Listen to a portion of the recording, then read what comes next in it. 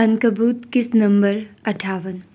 ولی دروازے تک پہنچ کر ایک لمحے کو رکا، پلٹ کر اسے آخری بار دیکھا اور پھر بھاری قدموں سے باہر نکل گیا۔ اس کے جانے کے بعد بھی کچھ لمحے اسٹوڈیو کی مقفل فضا میں ایک ناقابل بیان خاموشی طاری رہی، صرف فجر کی دبائی ہوئی سسکیوں کی ہلکی سی آواز جو اب بھی گیلے سوگوار ماحول میں تحلیل ہو رہی تھی۔ دیواروں پر دھوئیں کے نشان، فرش پر بکھرے ٹوٹے ہوئے مجسموں کے ٹکڑے اور ہوا میں پھیلی دھوئیں کی ہلکی سی باس اس ڈرامے کی خاموش گواہ تھی۔ پھر جیسے کسی نے جادوئی چھڑی گھمائی، سب کچھ بدل گیا۔ وہ سسکیاں یکلخت تھم گئی۔ فجر جو چند لمحے قبل سینے پر ایک بے بس شکست خوردہ وجود کی مانند سکڑی بیٹھی تھی، دھیرے سے سیدھی ہوئی۔ اس نے اپنے گھٹنوں پر سے تھوڑی اٹھائی، ٹانگیں نچلے سینے پر ٹکائی اور اپنی کمر کو ایک کمان کی طرح سیدھا کیا۔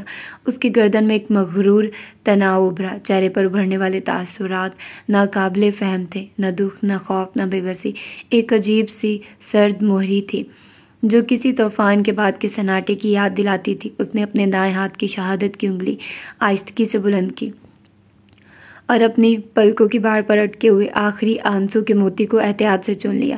وہ قطرہ اس کی انگلی کے پور پر ایک ننھے سے ہیرے کی مانند چمک رہا تھا۔ کہیں پل وہ اسے تکتی رہی، جیسے وہ کوئی نایاب جوہر ہو، اپنے ہی تخلیق کردہ فن کا شاہکار۔ اس نے وہ آنسو فضا میں جھٹک دیا، پھر اس کے لبوں پر ایک بے ساختہ کھنکھناتی ہنسی نمودار ہوئی۔ یہ ہنسی کسی معصوم لڑکی کی نہ تھی، بلکہ اس میں ملکہ ملعون جیسی فاتحانہ کھنک تھی، ایک ایسی ملکہ جس نے اپنے دشمن کو اپنے ہی جال میں الجھا کر اپنی شرائط پر شکست فاش دے دی ہو۔ مان گئے فجر معراج، اس نے خود سے سرگوشی کی، لہجے میں خود اعتمادی اور ہر تحسین کا رنگ واضح تھا۔ تم واقعی ایک اچھی اداکارہ ہو۔ وہ اٹھ کھڑی ہوئی، اس کا دراز قد سینے پر ایک بلند مینار کی طرح دکھائی دے رہا تھا۔ اس کے چہرے پر اب ایک معنی خیز مسکراہٹ رقصا تھی۔ اس نے ایک گہری مطمئن سانس لی، جیسے کسی بڑی مہم کو سر کرنے کے بعد فاتح سکون کا سانس لیتا ہے۔ پھر اس نے اپنا ہی کندھا تھپ تھپاتے ہوئے خود کو داد دی۔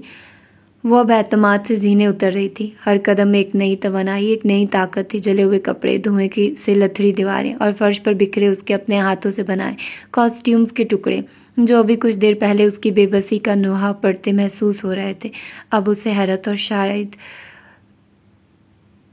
حیرت سے تک رہے تھے۔ وہ جانتی تھی ولی اس وقت کس اذیت ناک گرد میں مبتلا ہوگا۔ یہ احساس جرم، یہ پچھتاوا، یہی تو اس کی سزا تھی۔ ہاں، وہ فجر معراج تھی۔ وہ دوسروں کا احساس جرم کی سولی پر چڑھا کر اذیت دینے کا فن سیکھ چکی تھی۔ وہ ایسی ملکہ تھی جو اپنے انتقام کی آگ خود بھڑکا کر اور پھر اس کی تپش سے دوسروں کو جھلسا کر مار سکتی تھی۔ شاید وہ یہ سب کبھی نہ کرتی اگر پچھلی رات اس نے وہ سب نہ دیکھا ہوتا جس نے اس کی دنیا الٹ پلٹ کر رکھ دی تھی۔ وقت تیزی سے پیچھے بھاگا۔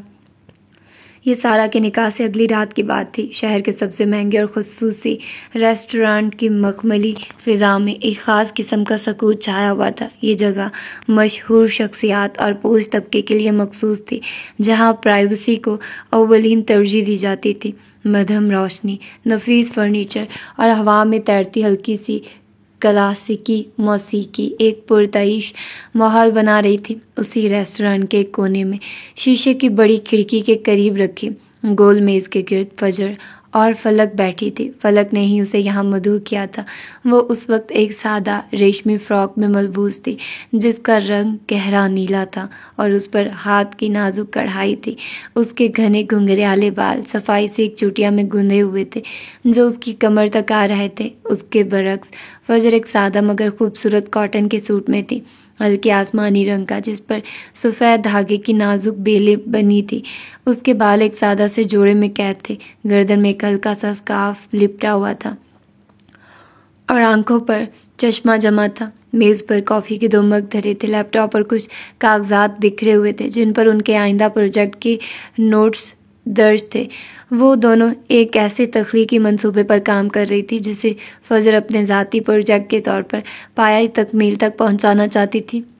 دیکھو فلک، فجر نے اپنے چشمے کے شیشوں کے پیچھے سے کاغذات پر نظریں جمائے ہوئے کہا۔ اس کی آواز میں ایک گہری سنجیدگی تھی۔ میں چاہتی ہوں کہ ہمارے کردار صرف کہانیاں نہ کہیں بلکہ وہ خود ایک کہانی بن جائیں۔ ان کا لباس، ان کا انداز، ہر چیز ان کے اندر کی جنگ اور ان کے سپنوں کی عکاس ہو۔ فلک نے کافی کا ایک سپ لیا۔ ہاں، میں تمہاری بات سمجھ رہی ہوں۔ میرے ذہن میں جو مرکزی کردار ہے ماہپارا، وہ ایک چھوٹے سے گاؤں کی لڑکی ہے جس کے خواب آسمان کو چھونے کے ہیں، لیکن معاشرتی بندھن اسے جکڑے ہوئے ہیں۔ میں چاہتی ہوں کہ اس کا ابتدائی لباس اس کی مجبوریوں کو ظاہر کرے، شاید دبے ہوئے رنگ، روایتی انداز، لیکن جیسے جیسے وہ اپنی پہچان کے لیے لڑے گی، اس کے لباس میں بھی وہ خود اعتمادی اور آزادی جھلکے گی۔ فجر کی آنکھوں میں چمک ابھری۔ ہم اس کے لیے ایسے رنگ منتخب کر سکتے ہیں جو پہلے تو زمینی ہوں، مٹی سے جڑے ہوئے، لیکن پھر آہستہ آہستہ ان میں آسمان کے رنگ شامل ہوتے جائیں، نیلا، سنہرا، حتیٰ کہ وہ رنگ جو کوسے قزاں میں بھی کم کم نظر آتے ہیں۔ اس کا پہناوا اس کی روح کا آئینہ دار ہوگا۔ جب وہ اپنے خوابوں کی پہلی سیڑھی چڑھے تو اس کے دوپٹے کا لہراؤ ہوا میں پرواز کرتا محسوس ہو۔ اور دوسرا کردار سحر ہے۔ فلک نے لیپ ٹاپ کی ایک اور فائل کی طرف اشارہ کرتے ہوئے کہا، وہ شہر کی پڑھی لکھی خود مختار لڑکی ہے، لیکن اندر سے اپنی شناخت کے بحران کا شکار ہے، باہر سے مضبوط لیکن اندر سے ٹوٹی ہوئی۔ اس کے لیے کیا سوچا ہے؟ فضل نے ایک لمحے کو سوچا۔ اس کی انگلیاں میز پر ایک انجانہ ساز بجا رہی تھی۔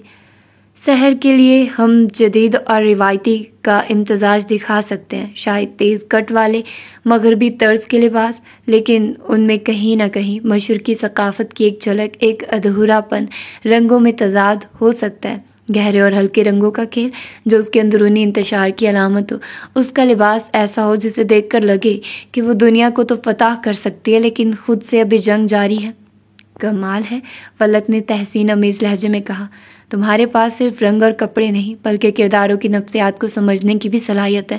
ہم مل کر واقعی کچھ ایسا تخلیق کر سکتے ہیں جو لڑکیوں کے دلوں کو چھو جائے، انہیں یہ احساس دلائے کہ ان کے خواب قیمتی ہیں اور ان کی پہچان کسی کے محتاج نہیں۔ فلک اب اسے بے تکلفی سے تم بلا رہی تھی۔ فجر کی ایسی شخصیت ایسی تھی کہ وہ اسے خود سے بڑی عمر کی سمجھ رہی تھی، مگر در حقیقت وہ اس کی ہم عمر بلکہ کچھ چھوٹی ہی تھی۔ فضل نے مسکرا کر اس بات میں سر ہلایا، یہی تو مقصد ہے فلک، ایسی کہانیاں، ایسے کردار جو انہیں بتائیں کہ سمت کا تعین صرف وہ خود کر سکتی ہیں، کوئی اور نہیں۔ ان کے پیروں میں بیڑیاں نہیں، پرواز کے لیے پر ہونے چاہیے۔ ان کی گفتگو میں ایک عزم تھا، ایک مشترکہ خواب کو حقیقت کا روپ دینے کا جذبہ۔ ریسٹورانٹ کی پرسکون فضا ان کے پرجوش خیالات سے مہک رہی تھی، جہاں دو لڑکیاں ایک لفظوں سے اور دوسری رنگوں اور دھاگوں سے آنے والی نسل کی لڑکیوں کے لیے راہ متعین کرنے کا خواب بن رہی تھی۔ فلک نے ایک گہرا سانس لیا، اس کی آنکھوں میں ایک لمحے کے لیے تفکر کی پرچھائیں گہری ہو گئی، لیکن اس نے آہستگی سے کہا، ان گنت لڑکیاں ایسی بھی تو ہیں جن کے پر پیدا ہونے سے پہلے ہی کاٹ دیے جاتے ہیں، وہ جو اپنی شناخت بنانے کی خواہش تو دل میں پالتی ہیں، مگر رشتوں کے افریت، خاندان کی نام نہاد عزت کے بھاری بھرکم بوجھ، ان کی ہر امنگ، ہر خواب کچل دیا جاتا ہے۔ ان کی مجبوری ان پر اس طرح مسلط ہوتی ہے جیسے کوئی نہ اترنے والا عذاب۔ اس نے کافی کا مگ دونوں ہاتھوں میں تھام لیا، ٹھنڈی کافی اندر کی جلن کو ختم کرنے کی کوشش کرنے لگی۔ میں ایک ایسے کردار پر بھی سوچ رہی ہوں، مہتاب، خوبصورت ذہین، خواب دیکھنے والی آنکھوں کے ساتھ، لیکن ایک ایسے خاندان میں پیدا ہوئی جہاں بیٹی کا وجود صرف ایک ذمہ داری ہے جسے جلد از جلد کسی محفوظ رشتے میں باندھ کر اتار دینا ہے۔ اس کے خواب جو کبھی تتلیوں کی طرح رنگین تھے، اب بھیانک سپنے بن چکے ہیں جو راتوں کو اسے سونے نہیں دیتے۔ وہ گھٹن، وہ بے بسی، وہ اذیت اسے کیسے دکھائیں گے؟ فجر خاموشی سے فلک کی باتیں سنتے رہی، اس کے چہرے پر گہری سوچ کے آثار نمایاں تھے۔ وہ تصور میں مہتاب جیسی انگنت لڑکیوں کو دیکھ رہی تھی جن کی آنکھوں کی چمک چھین لی گئی تھی، جن کی ہنسی خاموش کرا دی گئی تھی۔ ایک بہت بڑا چیلنج ہے ایسے کرداروں کے لیے لباس ڈیزائن کرنا، صرف کپڑوں کا انتخاب نہیں بلکہ ان کی روح پر لگے زخموں کو، ان کی خاموش چیخوں کو اور ان کے ادھورے بھیانک خوابوں کو پسری شکل دینے جیسا ہے۔ اس نے میز پر پڑے ایک خالی کاغذ پر پینسل سے کچھ لکیریں کھینچنا شروع کی۔ مہتاب یا اس جیسی کوئی بھی لڑکی، اس کے لباس میں سب سے پہلے تو ایک بوجھل پن ہوگا، ایسے کپڑے جو اس پر لدے ہوئے محسوس ہوں، جو اس کی حرکت کو مکید کریں، بھاری تبیز فیبرک جیسے موٹا کاٹن یا کھردرا ریشم جو اس کی جلد پر بھی چبھتا ہو، اس کی اندرونی اذیت کی علامت بن سکے۔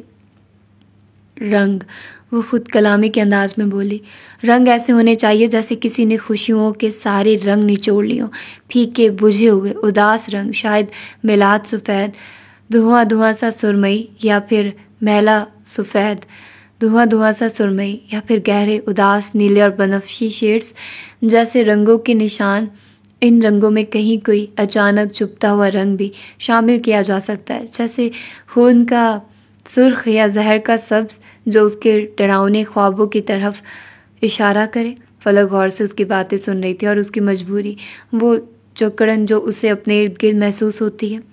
اس کے لیے ہم لباس کی ساخت اور کٹنگ کا استعمال کر سکتے ہیں، فضل نے تیزی سے کہا۔ اس کی پینسل کاغذ پر متحرک تھی۔ ایسے ملبوسات جن میں گلا گھونٹ دینے والی اونچی کالریں ہوں یا آستین جو ہاتھوں کو قید کر لیں، یا پھر لباس پر ایسی کڑھائی یا ڈیزائن جو جال یا زنجیروں کا تاثر دے۔ شاید اس کے دوپٹے کا رنگ اتنا بھاری ہو کہ وہ اسے اوڑھنے کی بجائے گھسیٹتی ہوئی محسوس ہو، ہر چیز میں ایک پابندی، ایک گھٹن کا احساس نمایاں ہو۔ فلک ایک لمحے کو رکی، پھر آہستہ سے بولی، اور ان کے وہ خواب جو نائٹ میئر بن چکے ہیں، ان کا کیا؟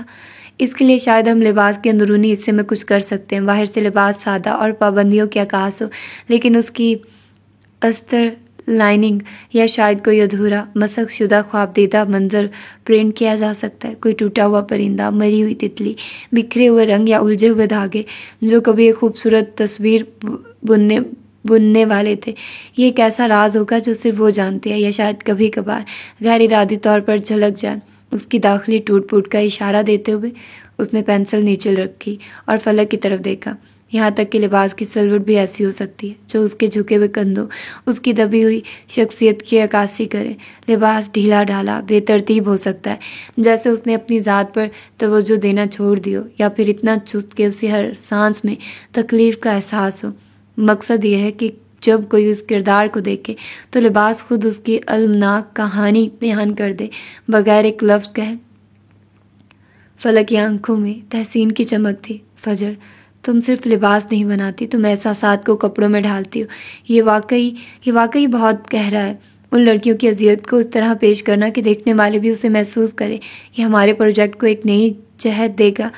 فرزا نے ایک تلخ مسکراہٹ کے ساتھ سر ہلایا۔ کاش یہ صرف کہانیاں ہوتی، کاش یہ اذیتیں صرف ہمارے کرداروں تک محدود ہوتی، لیکن یہ حقیقتیں ہیں ہمارے ارد گرد بکھری ہوئی، اور اگر ہمارا کام ان خاموش چیخوں کو تھوڑی سی بھی آواز دے سکے تو شاید یہ کوشش رائگاں نہ جائے۔ ریسٹورانٹ کی پرسکون فضا میں ان کی گفتگو ایک ایسے سنگین موڑ پر پہنچ چکی تھی جہاں تخلیق کا عمل سماجی حقیقتوں سے جڑ کر ایک مقصد کی شکل اختیار کر رہا تھا۔ فلک ابھی فجر کی بات پر سر دھن رہی تھی، اس کی نگاہیں میز پر بکھرے کاغذات پر تھی جن پر ان کے مشترکہ خوابوں کے نقوش تھے۔ اچانک اس نے سر اٹھا اور بے دھیانی میں شیشے کی وسیع دیوار سے باہر جھانکا جو ریسٹورانٹ کے داخلی راستے اور پارکنگ کی جانب کھلتی تھی۔ ایک لمحے کے لیے اس کی آنکھیں پھیلی، پھر جیسے پتھرا گئی۔ کافی کا مگ اس کے ہاتھ سے تقریباً چھوٹتے بجا۔ اس کے چہرے کا رنگ اڑ گیا جیسے اس نے کوئی آصف دیکھ لیا۔ باہر ریسٹورانٹ کے پورچ میں دو چمکتی ہوئی سیاہ مرسیڈیز بینز گاڑیاں آ کر رکی تھیں، ان کی پالش شدہ سطح برقی کمکموں میں آنکھوں کو خیرہ کر رہی تھی۔ پہلی گاڑی کا دروازہ ایک چست ڈرائیور نے کھولا اور رئیس اورنگزیب باہر نکلا، وہی وجیح، پر اعتماد اور کسی حد تک مغرور شخصیت، گہرے نیلے رنگ کا سوٹ پہنے جس کی کٹنگ اس کی مضبوط جسامت پر خوب جچ رہی تھی۔ اس کے ساتھ ہی پچھلی نشست سے عروضہ برآمد ہوئی۔ عروضہ ہمیشہ کی طرح اپنے سادہ سوٹ میں تھی۔ انہیں وہاں دیکھ کر فلک کی پوری دنیا جیسے ایک لمحے کے لیے رک گئی تھی، اس کا سانس جیسے سینے میں اٹک گیا۔ فجر جو فلک کے چہرے پر آئے اس اچانک تغیر سے چونکی تھی، بولتے بولتے چپ ہو گئی۔ فجر نے بے چینی سے اس کی نظروں کے تعاقب میں باہر دیکھا اور پھر اسے لگا جیسے پورا ریسٹورانٹ اپنے تمام تر تکلفات اور آرائشوں سمیت اس کے سر پر آ گرا۔ چمچماتے رئیس اورنگزیب کے ساتھ دوسری گاڑی سے اترنے والا کوئی اور نہیں، ولی تھا۔ ہاں وہ وہی تھا، وہی قد، وہی چہرہ، لیکن آج کچھ مختلف تھا۔ وہ سیاہ شرٹ اور گرے پینٹ میں ملبوس تھا، رئیس کے پہلو بہ پہلو کھڑا تھا، اور اس کی چال ڈھال، اس کا انداز، اس کا روب و دبدبہ یکسر بدلا ہوا تھا۔ یہ وہ ولی ہرگز نہیں لگ رہا تھا جو اس کے دفتر میں سر جھکائے جی میڈم کرتا پھرتا تھا۔ اس کے چہرے پر ایک نئی سختی، ایک نئی خود اعتمادی تھی جو فجر نے پہلے کبھی نہیں دیکھی تھی۔ اس کے ساتھ مراد تھا۔ فجر کو اپنا سانس رکتا ہوا محسوس ہوا۔ وہ رئیس کے ساتھ کیا کر رہا تھا؟ اس کے چہرے کا رنگ فک ہو گیا، جیسے کسی نے جسم سے سارا لہو نچوڑ لیا۔ وہ چاروں اب ریسٹورانٹ کے شیشے کے دروازے سے اندر داخل ہو رہے تھے۔ فجر کی نظر فلک پر پڑی جس کے چہرے پر گہری وحشت اور ملال کے سائل لرزاں تھے۔ تم انہیں جانتی ہو؟ فجر نے بے ساختہ تقریباً سرگوشی میں پوچھا۔ اس کی اپنی آواز بھی اجنبی لگ رہی تھی۔ رئیس اورنگزیب کو کون نہیں جانتا؟ پلک کی آواز اتنی دھیمی اور شکستہ تھی جیسے کسی گہری کھائی سے آ رہی ہو۔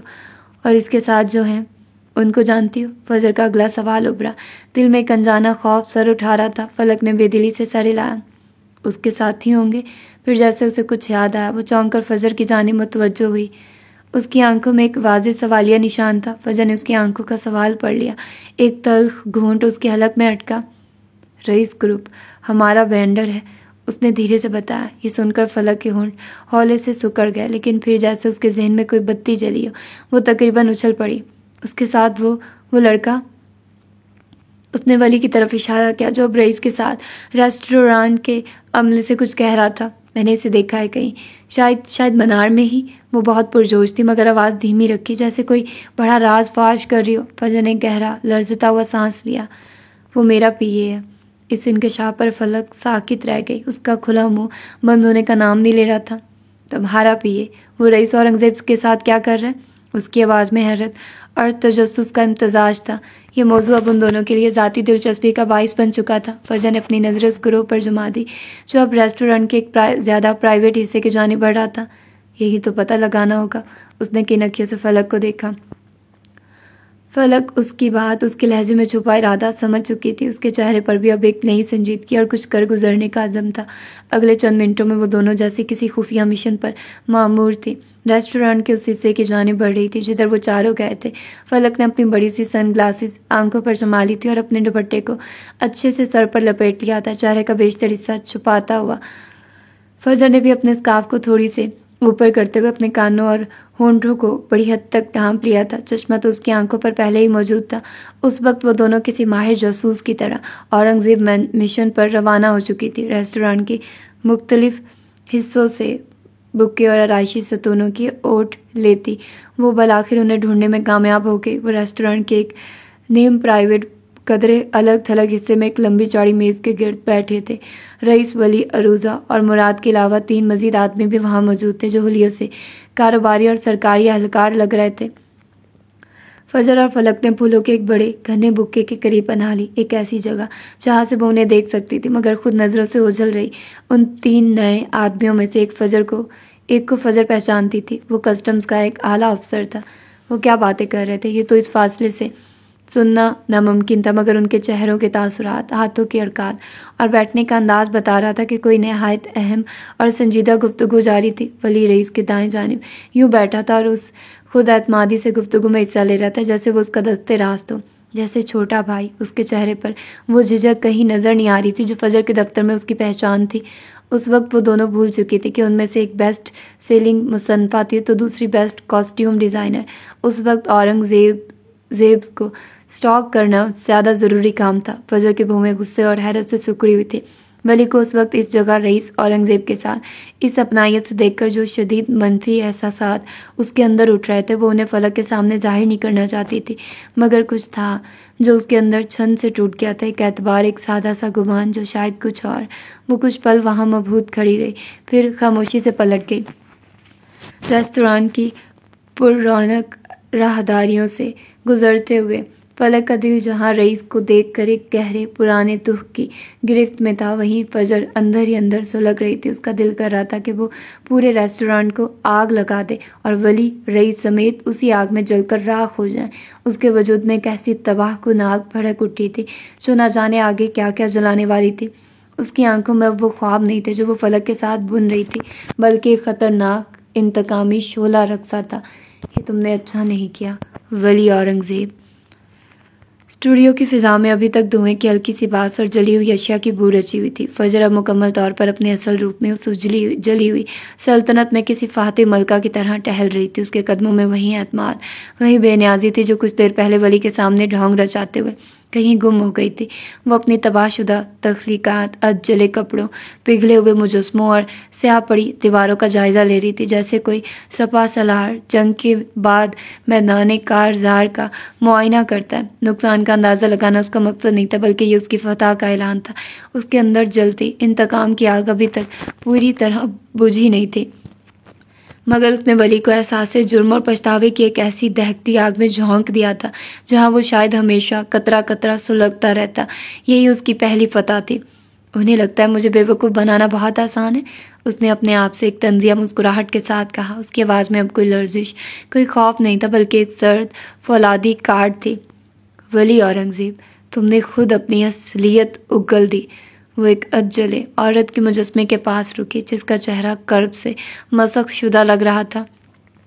عورت کے آنسو واقعی ایک طاقتور ہتھیار ہے، اس نے مجسمے کے گال پر انگلی پھیرتے ہوئے کہا، خاص طور پر تب جب مرد کو اس کی پرواہ ہو، اور فجر معراج جیسی ڈائن نے ان چند آنسوؤں کا صحیح وقت پر صحیح شخص کے سامنے کیا خوب استعمال کیا تھا۔ اس کی آنکھوں میں ایک شیطانی چمک ابھری اور معدوم ہو گئی۔ اسٹوڈیو کے آدھے جلے بے جان مجسمے جو کچھ دیر پہلے اس کی آہو بقا پر شاید ترس کھا رہے تھے، جو اس کے سسکنے پر خود بھی سسکتے محسوس ہو رہے تھے، اب جیسے حیرت سے منہ کھولے اسے تک رہے تھے۔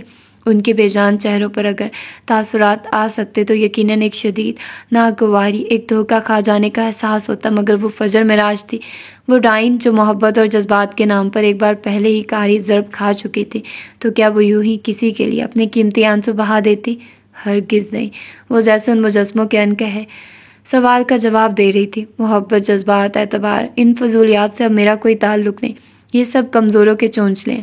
اور فجر معراج کمزور نہیں رہی، اس نے بے پرواہی سے اپنے بالوں کو جو ڈھیلی پونی سے نکل کر پسینے سے بھیگے چہرے پر چپک گئے تھے سمیٹا، اور انہیں مضبوطی سے ایک اونچی پونی میں باندھ لیا۔ ہر حرکت میں ایک نیا عزم، ایک نئی توانائی تھی۔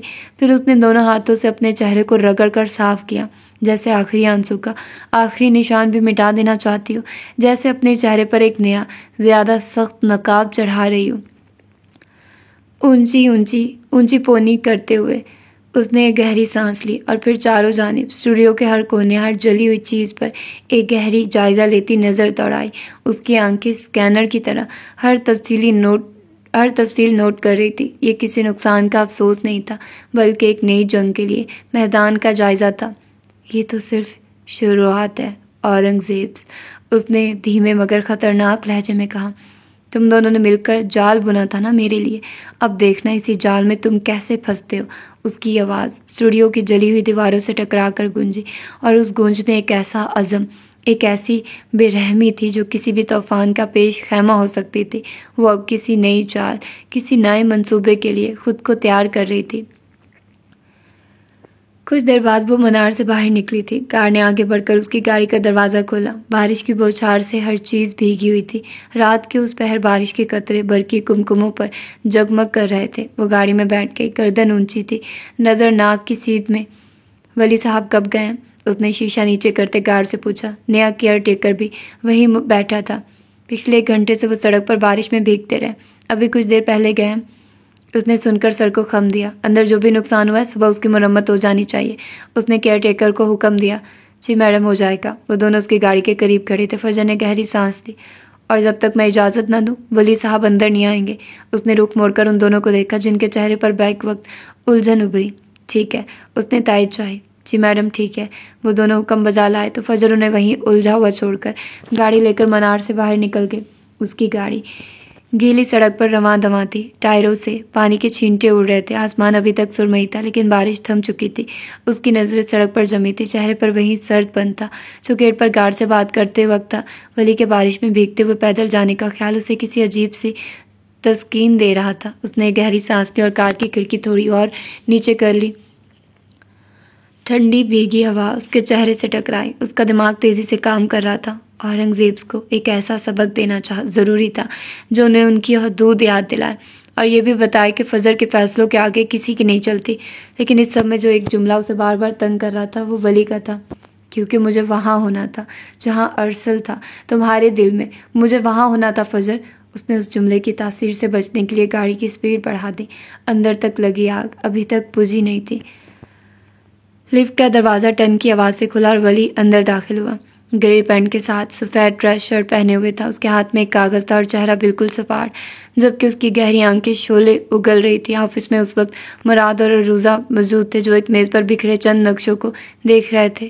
ارے چھوٹے، تم یہاں؟ خیریت تو ہے؟ مراد نے اسے دیکھتے ہی پوچھا۔ ولی تیز تیز قدم اٹھاتا ہوا اس کے قریب سے گزرتے ہوئے ہاتھ میں پکڑا کاغذ اس کے منہ پر چپکا گیا۔ اس کا رخ رئیس کی کرسی کی طرف تھا جس پر وہ گرنے والے انداز میں بیٹھ گیا۔ مراد نے منہ سے وہ کاغذ اتارا اور جیسے ہی اس پر نظریں دوڑائی اس کا ابھرنے والا کہکا بے ساختہ تھا، وہ ٹرمینیشن لیٹر تھا۔ صبح صبح وہ منار گیا تھا مگر گارڈز نے اسے اندر نہیں جانے دیا اور اس کے ہاتھ میں ٹرمینیشن لیٹر تھما دیا۔ مکڑی نے تمہیں ٹرمینیٹ کر دیا؟ مراد سے ہنسی ضبط نہیں ہو رہی تھی۔ وہ کبھی ولی کا منہ دیکھتا، پھر اس کاغذ کو اور پھر اس کا ابھرنے والا قہقہ بے ساختہ ہوتا، جبکہ عروضہ الجھی نظروں سے ولی کو دیکھ رہی تھی۔ اس سے پہلے کوئی کچھ کہتا، واش روم کا دروازہ کھلا اور رئیس باہر نکلا۔ اس کے چہرے پر پانی کے قطرے ہلکے قطرے تھے۔ اس نے ولی کو اپنی کرسی پر بیٹھے دیکھا۔ خیریت بیبی برو، تم منار نہیں گئے؟ ہاں، ولی کو اس کی کرسی پر بیٹھنے کی اجازت تھی، صرف وہ بیٹھ سکتا تھا۔ تمہارے اس لمبے چوڑے بھانجے عرف بیبی برو کو اس زہریلی بکری نے ٹرمینیٹ کر دیا۔ لو دیکھ لو۔ مراد نے ٹرمینیشن لیٹر رئیس کو پکڑایا، جو اس نے ایک نظر دیکھا اور پھر میز پر رکھ دیا۔ جیسے تم اس دن اس کی طرفداری کر رہے تھے، مجھے لگا تھا وہ جہنم میں بھی تمہیں اپنا گارڈ رکھے گی۔ رئیس نے جلتی پر تیل کا کام کیا، جبکہ ولی کھڑے لب بھینچے ان کی باتیں سن رہا تھا۔ اس کی خوشمگی نگاہیں انہیں گھور رہی تھی۔ آپ کو کیوں لگا وہ جہنم میں جائے گی؟ اس نے قدرے الجھن سے پوچھا۔ حرکتیں ہی ایسی ہیں، رئیس نے جواب دیا۔ ولی کی نظریں اسی پر جمی تھی، بال ہلکے گیلے تھے۔ وہ ورک آؤٹ کے بعد فریش ہو کر نکلا تھا۔ اس کی بات سن کر ایک جانب رکھے اس آدھے ادھورے تاج نے منہ بسورا۔ کیا وہ منحوس اپنی حرکتیں بھول گیا تھا؟ وجہ کیا ہے؟ اس بار اس نے پلٹتے ہوئے پوچھا۔ آخر وہ ٹرمینیٹ کیوں ہوا تھا؟ مراد نے ہنستے ہوئے میز پر رکھا پانی کا گلاس اٹھا کر لبوں سے لگایا۔ کیونکہ اسے پتہ چل چکا ہے کہ میں رئیس اورنگزیب کا بھانجا ہوں۔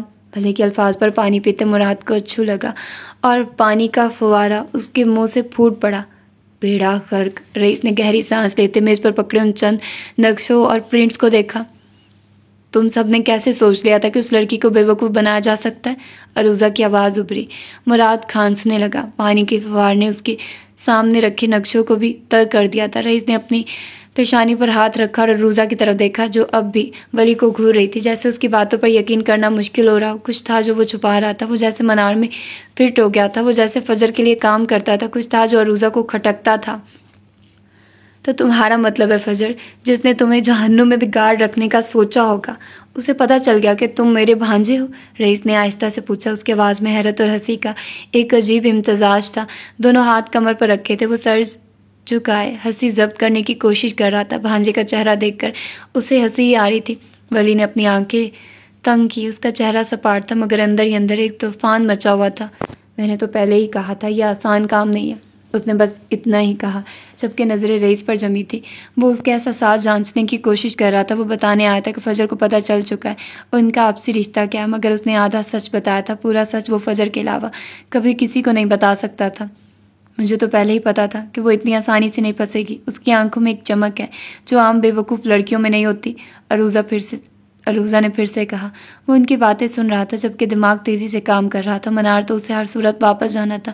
اب تو فجر کو ساری سچائی سے آگاہ کرنا تھا۔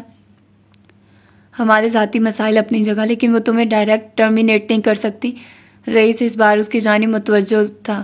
درست فرمایا بگ بی، مجھے پہلے وارننگ مل چکی ہے نان پروفیشنل حرکتوں کی وجہ سے۔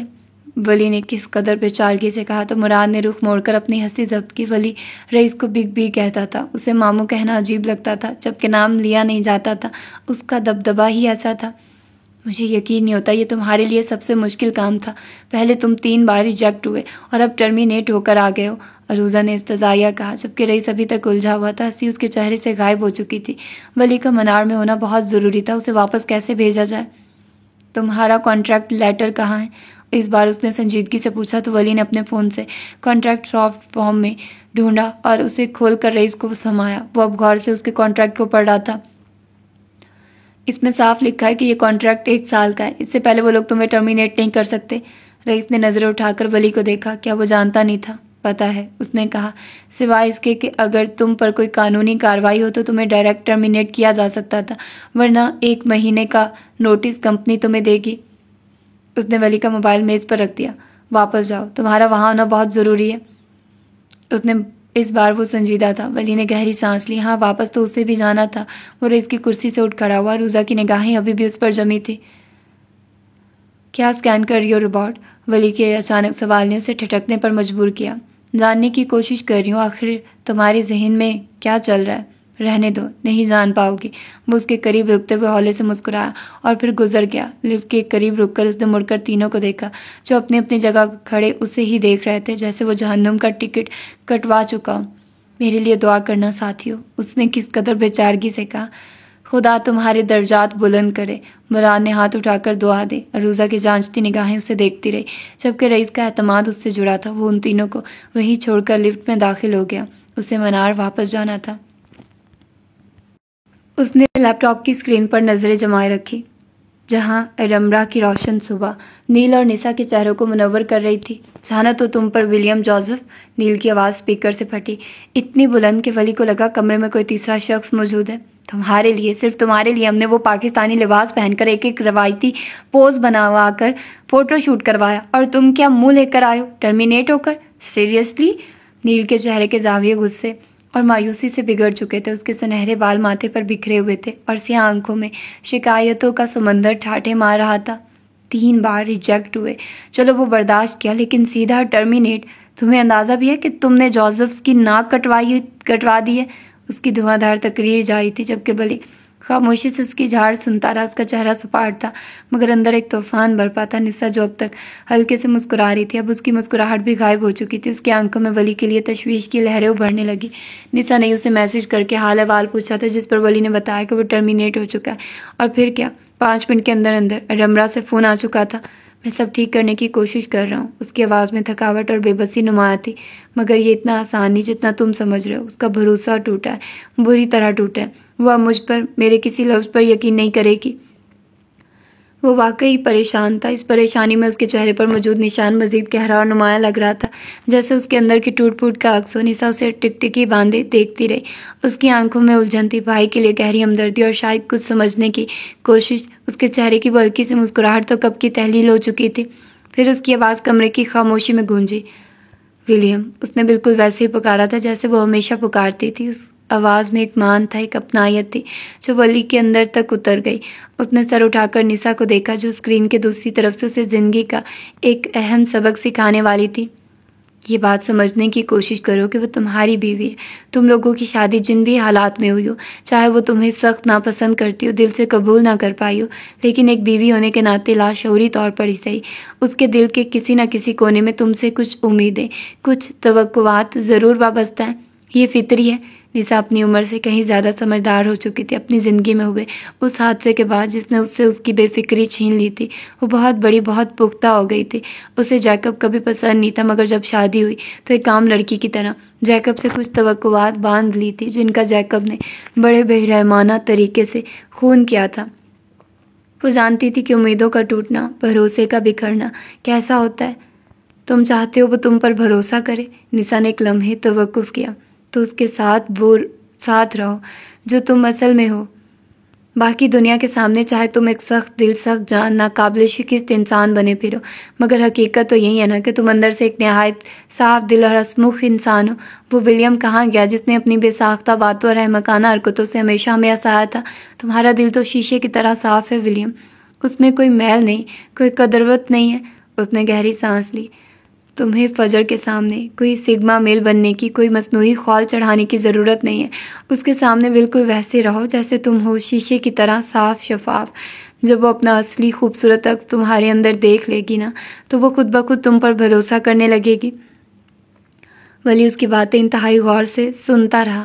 یہ باتیں کہیں نہ کہیں اس کے اپنے ذہن کے نہا خانوں میں بھی موجود تھی، مگر وہ اب تک فجر کے ساتھ اس لیے مکمل طور پر بے تکلف نہیں ہو پایا تھا کیونکہ وہ اس کی باس تھی، مگر اب حالات بدل چکے تھے۔ اب وہ جان گئی تھی کہ اس کا اصل رشتہ کیا تھا، ایک ایسا رشتہ جو باس اور ملازم کے رسمی تعلق سے کہیں زیادہ گہرا اور پیچیدہ تھا۔ جب تم مجھ سے پہلی بار ملے تھے تب تم کیسے تھے، یاد کرو ذرا۔ وہ ولی کی آنکھوں کے سامنے چند منظر کسی فلم کی طرح تیزی سے گھوم گئے۔ تمہیں پتہ ہے تمہارا نام اگر فجر نہ ہوتا تو کیا ہوتا؟ فجر نے حیرت سے اسے دیکھا تھا۔ Breath taking.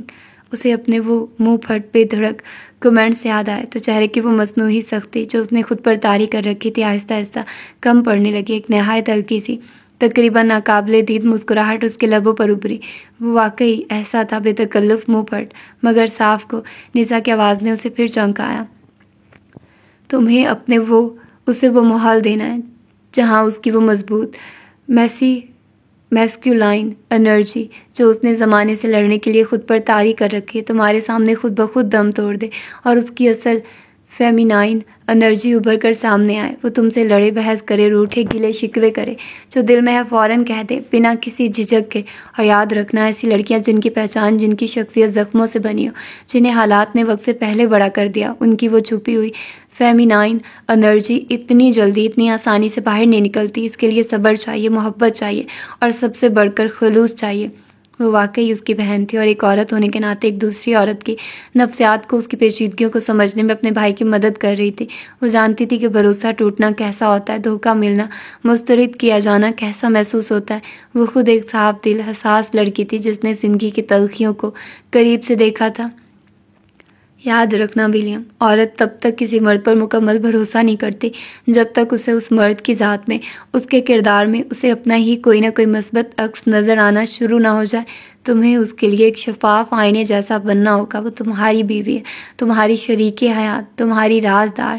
ہر ایک رشتے سے زیادہ وہ تمہیں تمہاری توجہ تمہاری محبت کو ڈیزرو کرتی ہے. اسے یہ یقین دلاؤ کہ تم اس کے لیے صرف اس کے لیے ایک پوری جنگ لڑ کر ایک دنیا فتح کر کے آئے ہو. اسے بولنے دو اس کی باتوں کو اس کی خاموشی کو بھی سنو ٹھیک ہے. ایک لمحے کو ولی کو لگا ہی نہیں کہ وہ اس سے چھوٹی تھی. اس کی باتیں اس کا انداز اس کی سمجھداری وہ اسے مبہوت سا دیکھتا رہا. نسا کو واقعی وقت نے بہت جلد بہت بڑا کر دیا تھا. سن لیا یا اب بھی کانوں میں روئی ٹھونسی ہوئی ہے؟ نیل کی آواز جو اب تک پس منظر میں دب گئی تھی قدرے نرم مگر اب بھی ہلکی سی خفگی لیے ہوئے ابھری. اب وہ اگر تمہیں 2-4 گالیاں بھی دے تو چپ چاپ سن لینا تمہاری ہی غلطی ہے. ولی کے لبوں پر اب ایک حقیقی گہری مسکراہٹ تھی. ہاں سن لیا اور سمجھ بھی لیا. وہ دونوں کو خدا حافظ کہتا ان کی نیک تمنائیں وصول کرتا فون بند کر گیا. اس کے ارد گرد ایک دم خاموشی چھا گئی. اس نے ایک لمبی گہری سانس لی جیسے سینے پر رکھا کوئی بھاری بوجھ اتر گیا. اپنا آپ اپنی روح سب کچھ ہلکا پھلکا محسوس ہو رہا تھا. نسا کے الفاظ اس کے اندر تک سرایت کر گئے تھے. چلو ولیم جوزف عرف ولی اورنگزیب ایک اچھا نہیں ایک بہترین شوہر بننے کا وقت آج ابھی سے شروع ہوتا ہے. اس نے مسکرا کر گاڑی سٹارٹ کی. اس کے ارادوں میں ایک نئی مضبوطی تھی اور آنکھوں میں ایک نئی چمک. فجر کو جیتنے کی جنگ کا اگلا اور شاید سب سے مشکل مرحلہ اب شروع ہونے والا تھا. وہ اپنی بڑی شیشم کی میز پر جھکی ہیزل آنکھوں پر اینک ٹکائے پوری توجہ سے اسکیچ بک میں ایک پراسرار لباس کے خاکے میں رنگ بھر رہی تھی. لباس کا ڈیزائن ایک پیچیدہ تھا نازک کام جو اس کی اپنی شخصیت کی طرح تہہ دار تھا. کمرے میں ہلکی سی جاز موسیقی گونج رہی تھی اور کھڑکی سے چھن کر آتی دوپہر کی نرم دھوپ اس کے بالوں کو مزید چمکا رہی تھی. یکایک میز پر رکھا فون اپنی مخصوص گھنٹی کے ساتھ بج اٹھا. فجر نے جھنجھلا کر فرش نیچے رکھا برش نیچے رکھا. اس کی یکسوئی میں خلل پڑا تھا. اس نے آہستگی سے ریسیور اٹھایا. جی. اس کی آواز میں پیشہ ورانہ مگر ہلکی سی بیزاری تھی. میڈم ریسیپشن سے بات کر رہی ہوں. ولی آیا وہ آپ سے ملنا چاہتے ہیں. ریسیپشنسٹ کی آواز میں ہمیشہ کی طرح شائستگی تھی. فجر کی خوبصورت بھویں جو ابھی تک ڈیزائن کی باریکیوں میں الجھی تھی یہ سن کر بری طرح سکڑ گئی. ولی نہیں ولی سر بولیں. اس نے دھیمی مگر سخت لہجے میں تصحیح کی. اس کا دل بے ترتیب دھڑک رہا تھا. وہ یہاں کیا کرنے آیا تھا؟ کیا ٹرمینیشن لیٹر کافی نہیں تھا؟ Sorry madam. دوسری جانب سے گھبرائی ہوئی آواز ابھری. فجر نے آنکھیں بند کر کے ایک گہری سانس لی. خود کو پرسکون کرنے کی کوشش کی. کیا کہہ رہے ہیں وہ؟ اس نے پوچھا. لہجے میں برف جیسی ٹھنڈک برقرار رکھنے کی کوشش کی گئی. وہ کہہ رہے ہیں کہ آپ سے ملنا بہت ضروری ہے ورنہ وہ یہی ریسیپشن پر بیٹھے رہیں گے چاہے سارا دن لگ جائے. فجر کی ناک غصے سے پھولی. یہ ڈٹھائی. اس نے ایک اور گہری سانس لی. عوامی تماشا وہ ہرگز نہیں چاہتی تھی. ٹھیک ہے انہیں اندر بھیج دو. اس نے ریسیور کسی قدر سختی سے کریڈل پر ڈالا رکھا اور پھر سے خود کو آنے والے طوفان کے لیے تیار کیا. اس نے فوراً اپنی اینک اتار کر ڈیسک پر رکھی اور بالوں کو ٹھیک کیا. وہ کمزور نظر نہیں آنا چاہتی تھی. کچھ ہی لمحوں بعد دروازہ آہستگی سے کھلا. فجر نے جان بوجھ کر چہرہ نہیں اٹھایا. وہ اسی طرح اسکیچ بک پر جھکی رہی جیسے دنیا و محافیہ سے بے خبر ہو مگر اس کے کان پوری طرح مستعد تھے. اس نے اس کے قدموں کی مانوس آہٹ سنی. قدموں کی آواز قریب آ کر اس کی میز کے سامنے رک گئی. پھر ایک کاغذ کے سرکنے کی آواز آئی اور اس نے اپنی میز پر رکھا وہ ٹرمینیشن لیٹر دیکھا جس پر اس کے دستخط تھے. آپ مجھے ٹرمینیٹ نہیں کر سکتی. ولی کی آواز پرسکون مگر غیر متزلزل تھی. میرا کانٹریکٹ آپ کی کمپنی کے ساتھ پورے 1 سال کا ہے. اس نے ایک کرسی کھینچی اور بغیر کسی اجازت کے انتہائی سکون اور اطمینان سے اس پر بیٹھ گیا جیسے وہ اپنے ہی گھر کے کسی کمرے میں بیٹھا. اس بار فضل نے سر اٹھایا. اس کی بھویں غصے سے مزید سکڑ گئی اور ہیزل آنکھوں میں ناگواری کی تیز چمک ابھری. میں نے تمہیں بیٹھنے کو نہیں کہا مسٹر اورنگزیب. وہ اب اسے گھور رہی تھی. اس کی آواز میں وہی حاکمانہ سرد مہری تھی. وہ ڈرامہ کرنے اور اسے بے نقاب کرنے میں جیت تو گئی تھی مگر ولی کے وہ چند جملے کسی آسیب کی طرح اس کا پیچھا نہیں چھوڑ رہے تھے. چھوڑتے بھی کیسے؟ وہ ولی کا اصل تھے, اس کی سچائی تھے اور سچائی اکثر ناقابل فراموش ہوتی ہے. ولی نے اس کی بات سنی اور اس کی لبوں پر ایک دھیمی ناقابل فہم مسکراہٹ نمودار ہوئی. اب کیا ایک شوہر کو اپنی بیوی کے آفس میں بیٹھنے کے لیے بھی پرمیشن لینی پڑے گی؟ وہ کس قدر معصومیت اور بھول پن سے بولا کہ ایک لمحے کو فجر کی آنکھوں میں شدید حیرت ابھری. یہ وہ رات والا زخمی غائل ولی نہیں لگ رہا تھا. یہ اس وقت ایک مضبوط پرعزم انسان لگ رہا تھا جو کوئی فیصلہ کر کے آیا تھا, اسے جیتنے کا فیصلہ ہر قیمت پر. شوہر, اس کی آواز طنز میں ڈوبی ہوئی تھی, تم ایک بہروپی ہو, ایک دھوکے باز آدمی ہو اور کچھ نہیں. وہ ایک ایک لفظ چبا چبا کر بولی. اس کی آنکھوں سے جیسے شعلے نکل رہے تھے. چاہے ڈرامہ اس نے کیا ہو مگر دھوکہ تو اسے ملا تھا نا. اس کی بات سن کر وہ دلکش انداز میں مسکرا دیا. چلیں کچھ دیر کے لیے آپ مجھے بہروپیہ شوہر ہی کہہ لیں. کم از کم شوہر تو تسلیم کیا آپ نے. وہ اسی پہلے والی معصومیت اور شرارت کے ملے جلے تاثر سے بولا تو فجر اندر تک سلگ اٹھی. یہ شخص اسے پاگل کر دے گا. جاؤ یہاں سے ورنہ تمہارے لیے بہت کچھ برا ہو سکتا ہے. وہ خود پر بمشکل ضبط کرتے ہوئے تنبیہ لہجے میں بولی. اس کی انگلیاں میز کی سطح پر سختی سے جم گئی تھی. میرے ساتھ پہلے ہی کافی برا ہو چکا ہے, اس نے آہستگی سے کہا. اس کی مسکراہٹ اب بھی قائم تھی مگر اس میں ایک عجیب سی گہرائی تھی. اب تو کچھ اچھا کرنے کا, کچھ اچھا ہونے کا وقت ہے. وہ جس ڈٹھائی اور خود اعتمادی سے مسکراتے ہوئے اسے دیکھ رہا تھا وہ فجر کو لمحہ بلمحہ حیران اور بے بس کر رہا تھا. ایک پل کو فجر کو اس میں اپنے پرانے ولیم جوزف کی جھلک دکھائی دی جس سے وہ پہلی بار ملی تھی. خیر میں یہاں آپ کو یہ بتانے آیا تھا کہ آپ قانونی طور پر مجھے نوکری سے نہیں نکال سکتی. میرا کانٹریکٹ پورے 1 سال کا ہے اور میں نے ایسا کوئی غیر قانونی کام نہیں کیا جس کی بنا پر آپ مجھے فوری طور پر فارغ کر سکیں. اگر آپ کو مجھے نکالنا بھی ہے تو کم از کم 1 مہینے کا تحریری نوٹس دینا ہوگا. یہ آپ کے اپنے کمپنی رولز کہتے ہیں. اس نے میز پر پڑھا کانٹریکٹ کی ایک کاپی اس کی طرف سرکائی. تو اگر آپ مجھے نکالنا ہی چاہتی ہیں تو بدقسمتی سے یا شاید خوش قسمتی سے آپ کو مجھے مزید 1 مہینہ برداشت کرنا ہوگا. اس نے انتہائی نرم, شائستہ مگر اٹل لہجے میں ساری صورتحال اس کے سامنے رکھ دی. فجر نے اس کی بات سنی. اس کا چہرہ تاثرات سے عاری تھا مگر اندر ایک لاوا پک رہا تھا. اگلے پل وہ جھٹکے سے اٹھ کھڑی ہوئی, دونوں ہاتھ میز پر پوری قوت سے ٹکاتی ہوئی. وہ اس کی جانب خطرناک حد تک جھکی. اس کی آنکھوں میں غصے کی آگ بھڑک رہی تھی. دیکھو, وہ کچھ کہنا ہی چاہتی تھی کہ ولی نے اس کی بات کاٹ دی. جب سے آپ کو دیکھا ہے پھر کسی کو نہیں دیکھا. وہ اسی کے انداز میں اسی طرح میز پر دونوں ہاتھ جماتا ہوا اس کی جانب جھکا. ایک لمحے کو دونوں کے چہرے ایک دوسرے کے اتنے قریب تھے کہ وہ ایک دوسرے کی آنکھوں میں اپنا عکس دیکھ سکتے تھے. فجر کی آنکھیں حیرت اور ایک نامعلوم احساس سے پھیل گئی. یہ ایک اتنا غیر متوقع, اتنا ذاتی جملہ تھا کہ فجر کا خوبصورت چہرہ شدت جذبات سے سرخ پڑ گیا. وہ فوراً پیچھے ہٹی. اس کا دل ایسے دھڑک رہا تھا جیسے سینے سے باہر نکل آئے گا جبکہ ولی اسی خود اعتمادی اور ایک گہری نظر سے اسے دیکھتا رہا. اس کے لبوں پر وہی دھیمی سی مسکراہٹ تھی. فجر نے خود کو سنبھالا. وہ آج جارجٹ کی خوبصورت سوٹ میں ملبوس تھی. بال ایک ڈھیلی سی پونی ٹیل میں بندھے تھے اور کانوں میں ہیرے کے چھوٹے چھوٹے ٹاپس اس کے چہرے کی ہر حرکت پر چمک رہے تھے. وہ اب سینے پر ہاتھ باندھے اسے تنقیدی نظروں سے دیکھ رہی تھی. وہ اس کا کانٹریکٹ پہلے ہی تفصیل سے پڑھ چکی تھی اور جانتی تھی کہ وہ قانونی طور پر درست کہہ رہا ہے. اسے بغیر نوٹس کے نہیں نکالا جا سکتا. یعنی کم از کم 1 مہینہ اسے اس شخص کو برداشت کرنا ہی ہوگا. 1 مہینہ, یہ خیال ہی اذیت ناک تھا. تو 1 مہینہ میڈم فجر. ولی نے خاموشی کو توڑا. اس کی آواز میں اب شرارت رقص کر رہی تھی. کیا ہم اس سے 1 مہینے کو یادگار بنا سکتے ہیں؟ Professionally of course. وہ آنکھوں میں شرارت لیے بولا. فجر نے اسے گھورا. تم اپنی حد میں رہو. یہ میرا آفس ہے اور میں تمہاری باس ہوں. باس یعنی میری نوکری سلامت ہے؟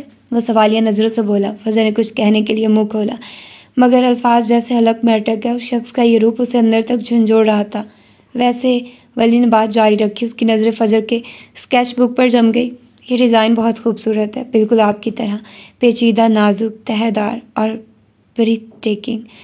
کس کے لیے ہے؟ اس کی نظریں سیدھی فجر کی آنکھوں میں جھانک رہی تھی۔ فجر کو لگا جیسے اس کے گالوں پر پھر سے لالی پھیلی ہو۔ تتلیاں نہیں، یہ تتلیاں نہیں ہو سکتی، یہ محض غصہ تھا، ہاں شدید غصہ۔ یہ تمہارے لیے ہرگز نہیں ہے، تم اپنے کام سے کام رکھو۔ میرا کام؟ اس نے سوچتے ہوئے سر ہلایا۔ میرا کام تو آپ سے شروع ہو کر آپ پر ہی ختم ہوتا ہے، کیونکہ میں آپ کا پرسنل اسسٹنٹ ہوں۔ اس نے پرسنل پر زور دیا۔ تم ناقابل برداشت ہو۔ فجر کی آنکھیں مزید پھیل گئی، اس نے مٹھیاں بھینچ لی۔ وہ ہنس دیا۔ میرے ڈیڈ بھی یہی کہتے ہیں۔ کندھے اچکائے۔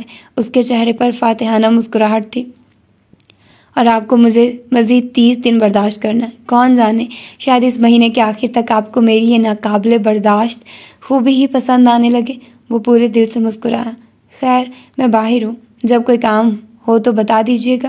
وہ ایک جتاتی نظر اس پر ڈال کر پلٹ گیا۔ دروازہ کھلا اور بند ہو گیا۔ فجر اسے دیکھتی رہ گئی۔ اس کے پاس الفاظ ختم ہو گئے تھے۔